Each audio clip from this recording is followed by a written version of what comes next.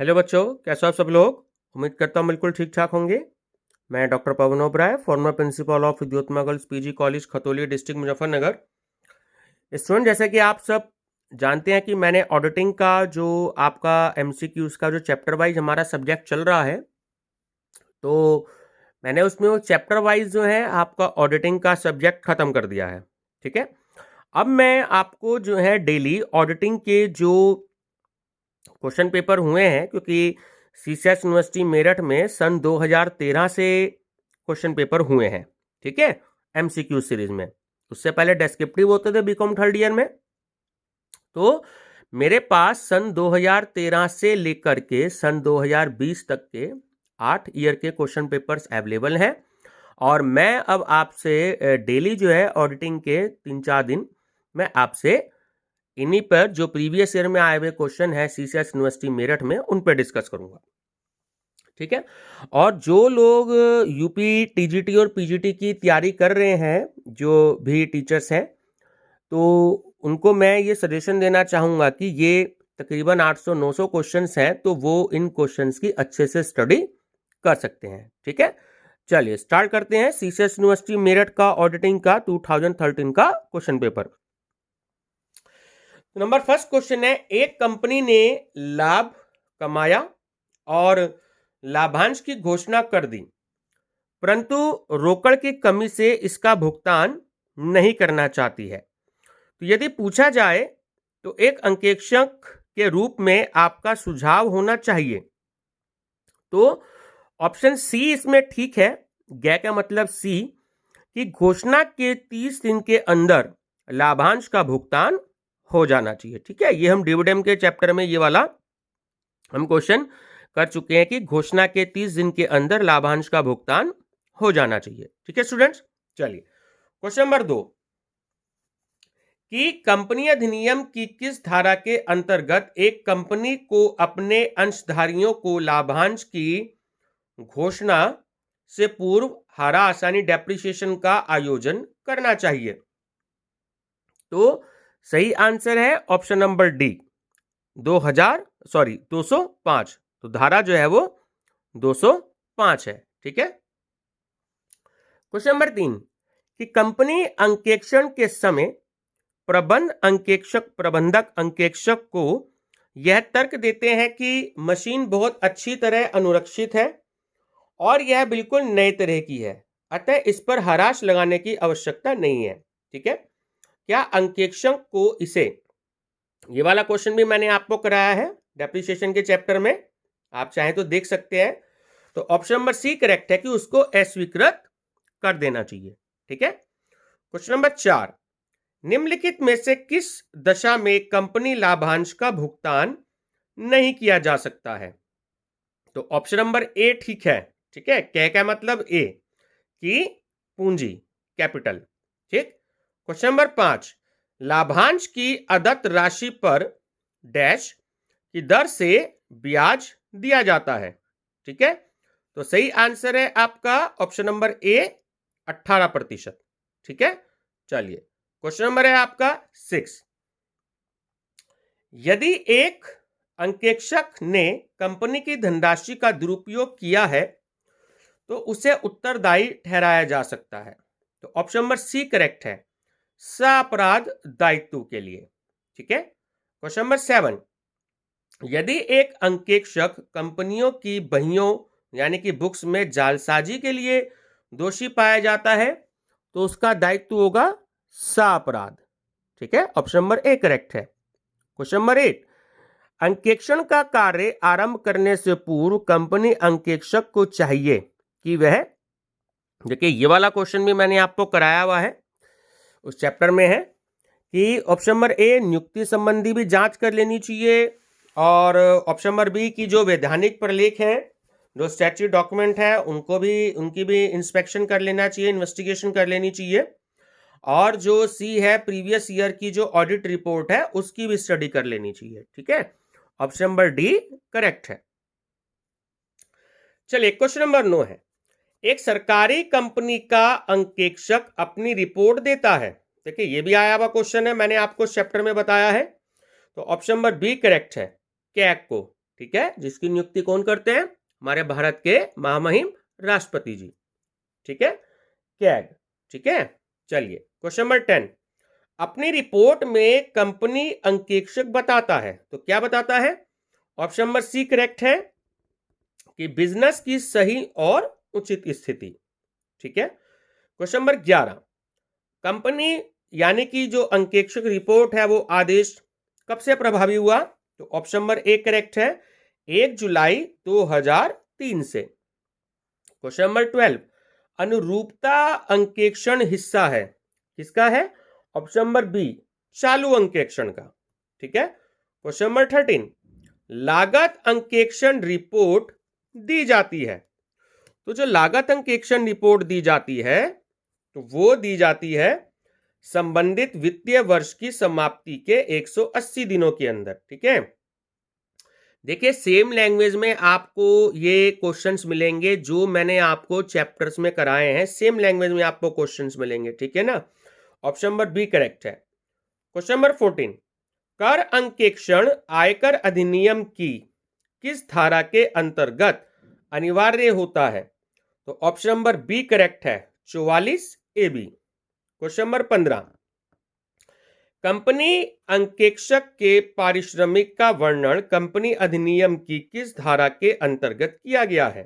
तो सही आंसर है आपका ऑप्शन नंबर बी, धारा 224(8), ठीक है। क्वेश्चन नंबर 16, लागत अंकेक्षण अनिवार्य होता है, तो जो लागत अंकेक्षण अनिवार्य होता है तो ऑप्शन नंबर बी करेक्ट है कि उत्पादकीय संसाधनों में, ठीक है। क्वेश्चन नंबर 17, प्रबंध अंकेक्षण के अंतर्गत जांच की जाती है। देखिए ये भी जो मैंने आपको अभी पार्ट नंबर जो ऑडिटिंग का 14 है उसमें आपको ये क्वेश्चन मिलेगा जो मैंने आपको चैप्टर कराया है मैनेजमेंट ऑडिट, ठीक है, सॉरी पार्ट नंबर 15 में।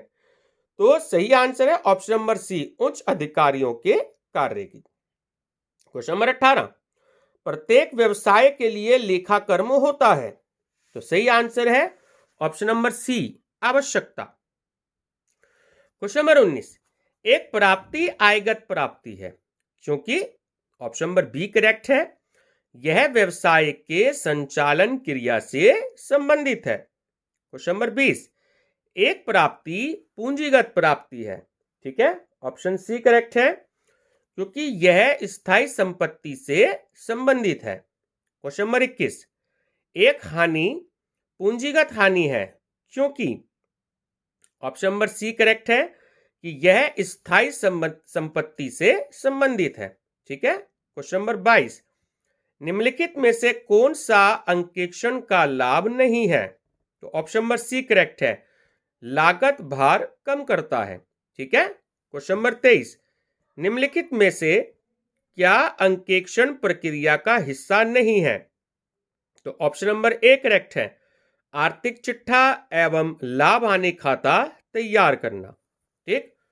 क्वेश्चन नंबर 24, आंतरिक निरीक्षण का कार्य है, तो ऑप्शन नंबर सी करेक्ट है कि एक व्यक्ति के कार्य की दूसरे व्यक्ति के द्वारा स्वतः जांच से, ठीक है। क्वेश्चन नंबर 25, आंतरिक अंकेक्षण का उद्देश्य है, तो आंतरिक अंकेक्षण का उद्देश्य तीनों है, ठीक है। जो त्रुटियां होती हैं, कपट होते हैं, यानी कि जो फ्रॉड होते हैं उनकी रोकथाम करना, त्रुटियों और कपटों का जो है वो पता लगाना, और जो सी है कि जो वित्तीय नियंत्रण है उसमें सुधार लाना। तो सही आंसर है ऑप्शन नंबर डी, ठीक है, उपयुक्त सभी। क्वेश्चन नंबर 26, परीक्षण जांच का तात्पर्य है, तो जो परीक्षण जांच होती है उसका मतलब है ऑप्शन नंबर सी से, ठीक है, कि चुने हुए लेन देनों की गहन जांच से। क्वेश्चन नंबर 27, कि परीक्षण जांच को नहीं अपनाना चाहिए, ये भी देखिए मेरा कराया हुआ क्वेश्चन है कि ऑप्शन नंबर डी, रोकड़ बही के लिए, कैश बुक के लिए, ठीक है। क्वेश्चन नंबर 28, नए साझेदार के प्रवेश के समय जो भी ऑडिट कराया जाता है उसे क्या कहते हैं? तो हम उसे कहते हैं ऑप्शन नंबर ए, आकस्मिक अंकेक्षण, ठीक है। क्वेश्चन नंबर 29, ठीक, भारत में चार्टर्ड अकाउंटेंट अधिनियम कब बनाया गया है? ठीक है, ऑप्शन नंबर बी करेक्ट है, 1949 में। क्वेश्चन नंबर 30, चार्टर्ड अकाउंटेंट होते हैं, तो ऑप्शन नंबर सी करेक्ट है, पेशेवर अंकेक्षक।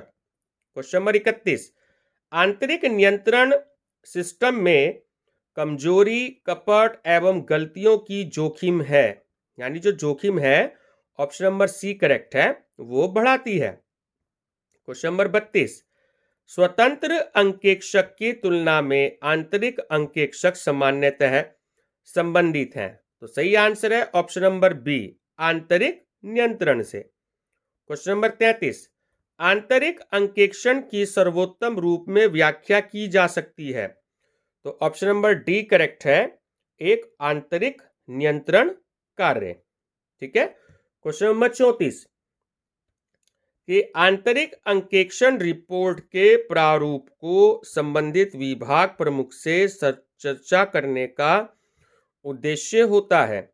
ठीक है, वो उद्देश्य होता है ऑप्शन नंबर ए करेक्ट है, कि यह सुनिश्चित करने हेतु कि रिपोर्ट में कोई तथ्य गलत न कहा गया हो। ठीक है, ऑप्शन नंबर ए करेक्ट है। क्वेश्चन नंबर 35, आंतरिक अंकेक्षक की नियुक्ति करता है, कौन करता है? प्रबंधक। ऑप्शन नंबर ए करेक्ट है। क्वेश्चन नंबर 36, यदि बाह्य अंकेक्षक ने आंतरिक अंकेक्षक के कार्य पर विश्वास किया और इस कारण से अंकेक्षण रिपोर्ट में गलती हुई, कोई गलती हुई, तो कौन जिम्मेदार होगा? तो जिम्मेदार होगा ऑप्शन नंबर ए, बाह्य अंकेक्षक। ठीक है। क्वेश्चन नंबर 37, अंकेक्षण कार्यक्रम बनाया जाता है, तो ऑप्शन नंबर डी करेक्ट है, अंकेक्षक एवं अंकेक्षक सहायकों द्वारा। क्वेश्चन नंबर 38, निम्नलिखित में से कौन अंकेक्षण कार्यक्रम बनाने के मुख्य उद्देश्य को सर्वोत्तम रूप में व्यक्त करता है? तो ऑप्शन नंबर डी करेक्ट है। ठीक है, कि अंकेक्षण जोखिम को जांचना। क्वेश्चन नंबर 39, परीक्षण जांच के लिए व्यवहारों का चुनाव किया जाता है, तो ऑप्शन नंबर सी करेक्ट है, आकस्मिक या अनियमित। क्वेश्चन नंबर 40, की निम्नलिखित में से कौन सही है?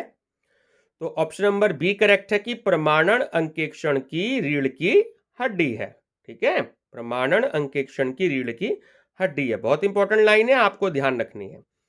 क्वेश्चन नंबर 41, कि प्रमाणन का अर्थ है, तो ऑप्शन नंबर बी करेक्ट है, रिकॉर्ड के अधिकृत की जांच के लिए प्रमाणकों का परीक्षण।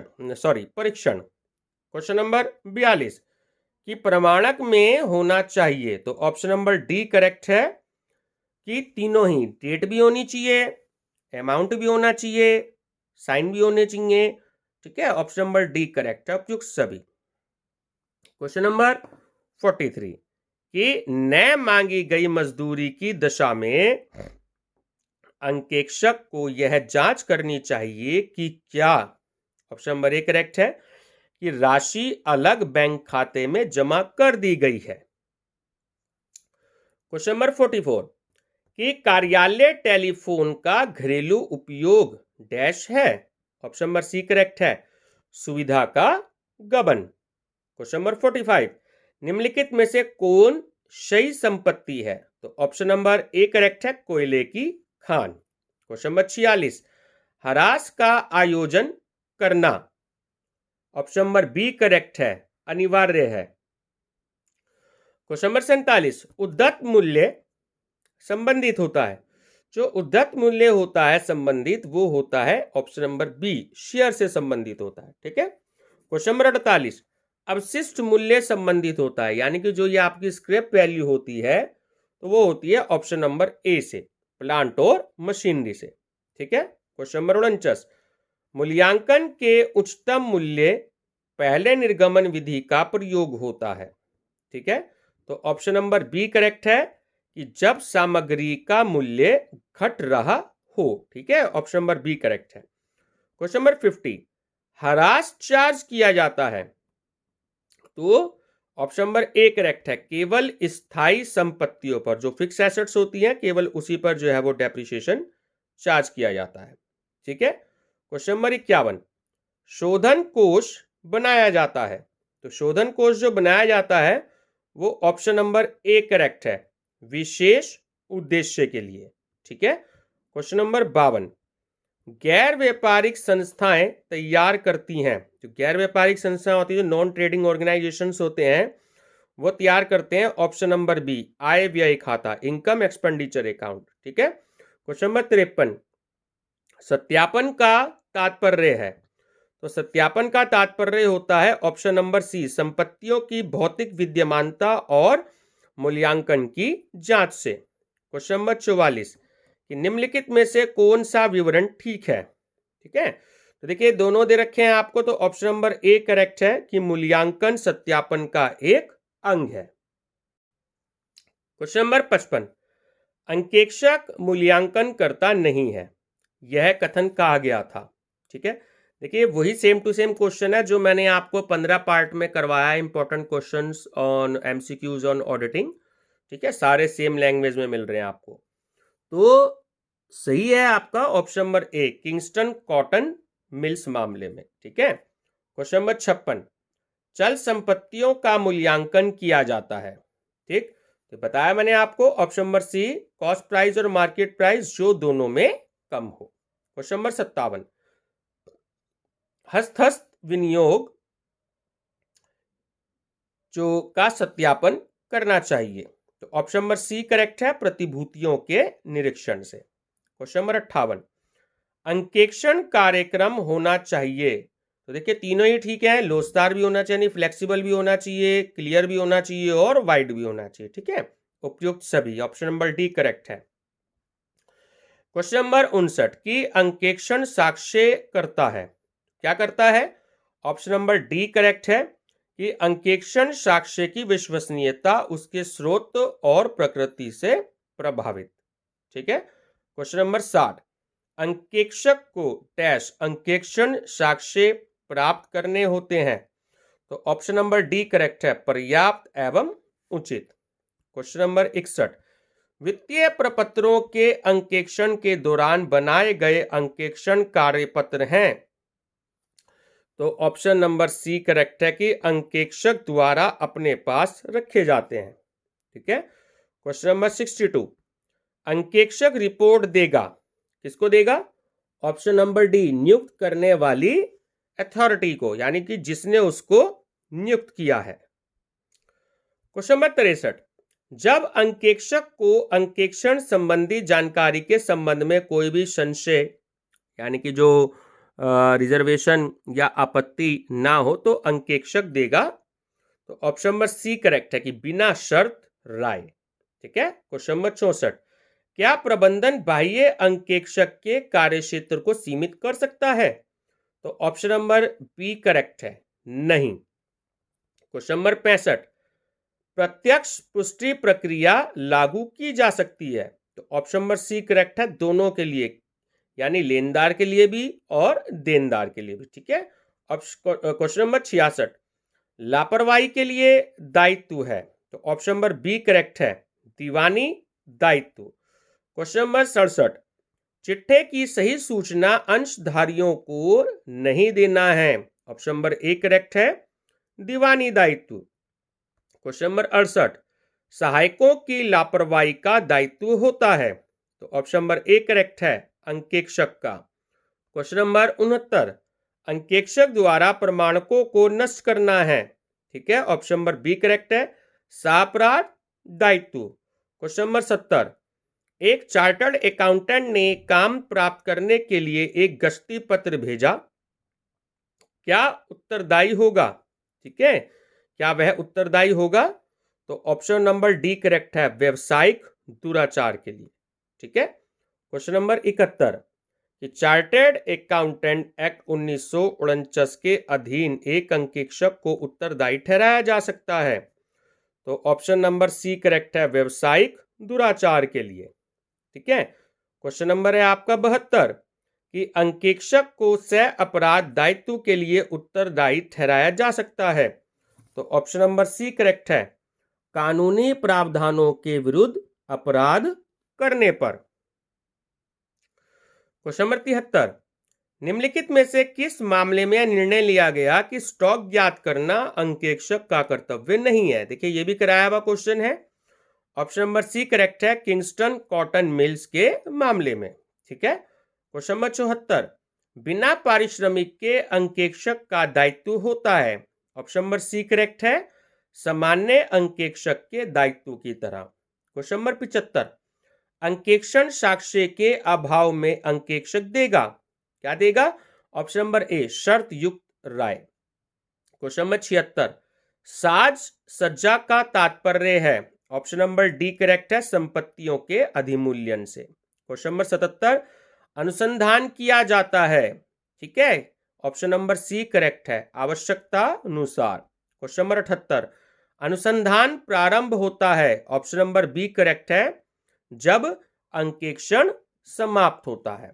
क्वेश्चन नंबर 79, अनुसंधान प्रतिवेदन होता है, तो ऑप्शन नंबर बी करेक्ट है, विस्तृत। क्वेश्चन नंबर 80, अनुसंधान होता है, ऑप्शन नंबर बी करेक्ट है, ऐच्छिक, ठीक है, वॉलंटरी। क्वेश्चन नंबर 81, अनुसंधान कराया जाता है, ऑप्शन नंबर सी, व्यवसाय के मालिक द्वारा भी और बाहरी पक्षों द्वारा भी, ठीक है, सही आंसर है उपयुक्त दोनों द्वारा। क्वेश्चन नंबर 82, कंपनी अधिनियम के अनुसार एक सार्वजनिक कंपनी डैश प्राप्त किए बिना व्यवसाय प्रारंभ नहीं कर सकती, तो ऑप्शन नंबर ए करेक्ट है कि व्यापार प्रारंभ करने का प्रमाण पत्र। क्वेश्चन नंबर 83, निम्नलिखित में से कंपनी का चार्टर किसे कहते हैं? ठीक है, देखिए ये भी कराया हुआ क्वेश्चन है सेम लैंग्वेज में, तो ऑप्शन नंबर ए करेक्ट है, पार्षद सीमा नियम। क्वेश्चन नंबर 84, पार्षद सीमा नियम में परिवर्तन के लिए किसकी स्वीकृति आवश्यक है? तो ऑप्शन नंबर ए करेक्ट है, न्यायालय की। क्वेश्चन नंबर 85, टेबल ए विकल्प है, किसका है? पार्षद अंतर नियम का, ठीक है, ऑप्शन नंबर बी करेक्ट है। क्वेश्चन नंबर 86, निजी कंपनी में कम से कम कितने संचालक होने चाहिए? तो स्टूडेंट देखिए, क्योंकि 2013 का क्वेश्चन है, ठीक है, तो उसके हिसाब से ऑप्शन 2 दे रखा है, ठीक है, ऑप्शन नंबर ए करेक्ट है। हमें फिलहाल जो बात करनी है वो कंपनी एक्ट 2013 के हिसाब से बात करनी है, ठीक है, यानी कि 2015 से जो क्वेश्चन पेपर आए हुए हैं तो वो कंपनी एक्ट 2013 के हिसाब से है, ठीक है। चलिए क्वेश्चन नंबर 87, सार्वजनिक कंपनी में कम से कम कितने संचालक होने चाहिए? तो ऑप्शन नंबर बी करेक्ट है, 3। क्वेश्चन नंबर 88, प्रबंध संचालक कितनी अवधि के लिए नियुक्त किया जा सकता है? ठीक है, ऑप्शन नंबर डी करेक्ट है, 5 वर्ष के लिए। क्वेश्चन नंबर 89, भारत में कंपनी खातों का अंकेक्षण कब से अनिवार्य किया गया? सन 1914 से, ऑप्शन नंबर सी करेक्ट है।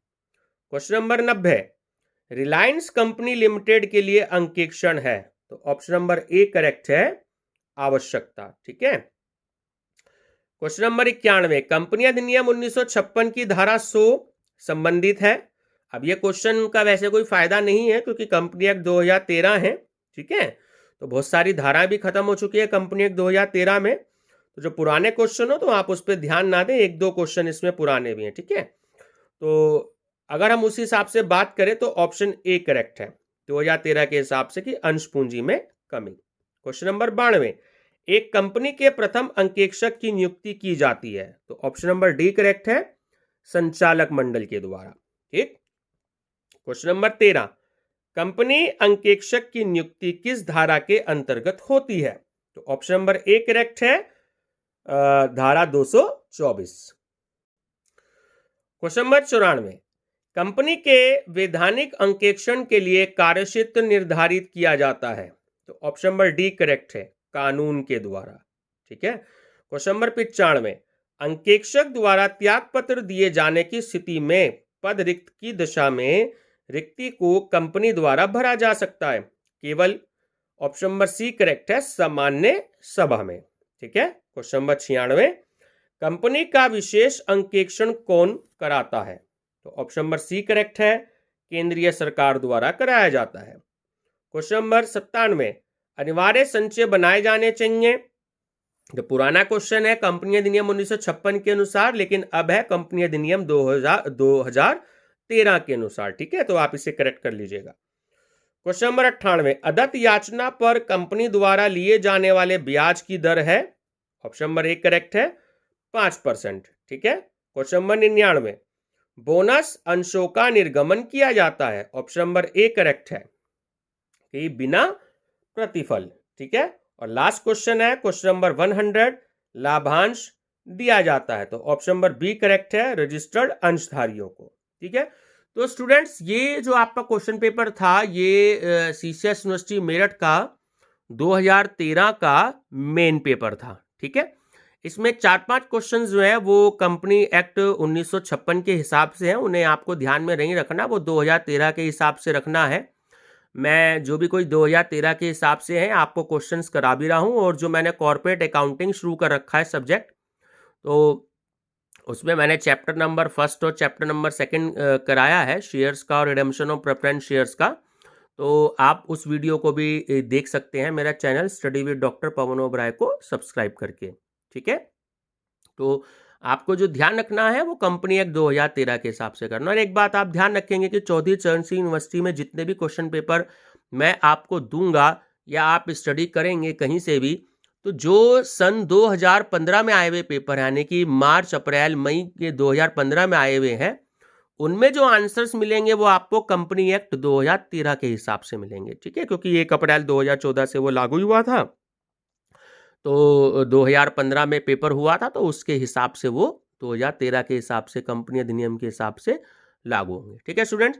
तो ऐसे ही मैं आपको सारे सब्जेक्ट के दूंगा। फिलहाल ऑडिटिंग के मैं आपको सबसे पहले करवाऊंगा, 3-4 दिन में ख़त्म करवा दूंगा ये मैं पूरे 8-9 ईयर्स के क्वेश्चन पेपर आपको। उसके बाद प्रिंसिपल्स ऑफ मार्केटिंग का सब्जेक्ट चल रहा है, उसके भी मैं आपको क्वेश्चन पेपर कराऊंगा लास्ट ईयर्स के, ठीक है, 7-8 साल के।